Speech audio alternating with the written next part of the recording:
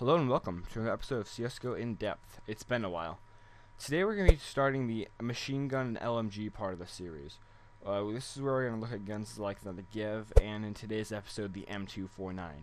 Yes, one of the worst guns in the game is on the chopping block today. This gun was surprisingly fun to use, and I did a lot better with it than I thought I would. Let's jump into it.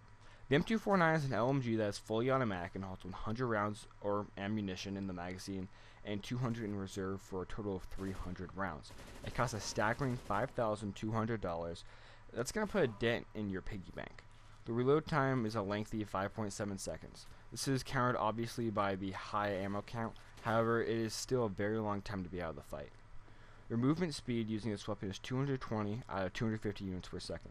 If you haven't been keeping up with the series, you wouldn't know, but 220 movement speed is very slow. It's like a turtle missing his leg slow.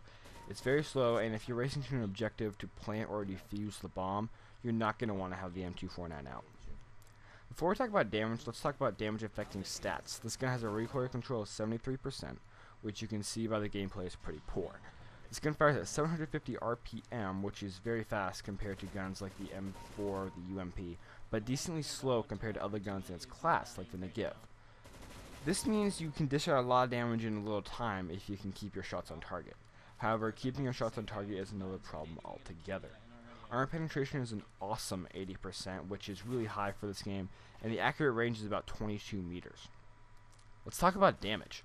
I will split it into armored and unarmored. As always, unarmored will go first. So, if you're attacking an unarmored opponent, you'll deal 128 to the head, 32 to the chest and arms, 40 to the stomach and pelvis, and 24 to the legs.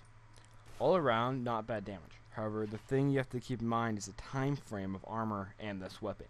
You have to use this weapon at late game because of the price tag. Opponents will likely have armor by the final stretch of the game, so these stats are almost useless because you will almost never have an M249 and hit an opponent with no armor in the same round. That brings us to the armored. You will deal 102 to the head, 25 to the chest and arms, 22 to the stomach and pelvis, and 24 to the legs. Drop off a considerable amount with a 4-shot kill excluding the head. This means that 750 RPM stat comes into play.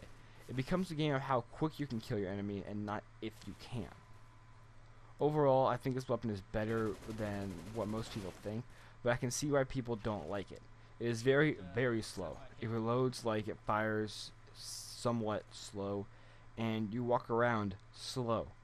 It's the name of the game with this weapon. The fact that this weapon is slow does not mean it's unusable. It just means it needs to be handled differently than other types of weapons, which, if I can predict a little bit here, is going to be a reoccurring theme in this LMG and machine gun portion of CSGO In Depth. With that, my name has been Z-Star, and I'll see you guys in the next video.